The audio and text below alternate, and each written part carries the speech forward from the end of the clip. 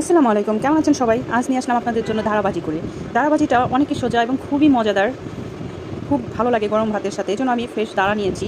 তারপরে দাঁড়াটাকে ছুলে একদম কুচি করে কাটবো। যতটা চিকন করে কাটা যায় সেইভাবে কাটার চেষ্টা করবেন। আপনাদেরকে একটা দেখিয়ে দিচ্ছি। একদম পাতলা করে কেটে তারপরে ঝুরি করে নেব। পানির ভিতরে সরাসরি দিয়ে দিবেন। তারপরে ভালো করে ধুয়ে নেবেন। আর সাথে একটা আলু দিবেন। আলুটা দিলে দাঁড়াটা ভাজি নরম হবে। ভালো করে ২-৩ বার ধুয়ে পানি পাল্টে তারপরে কিছুটা পানি দিয়ে সিদ্ধ হতে দিব। এটা মোটামুটি ৮০% সিদ্ধ করে নেব।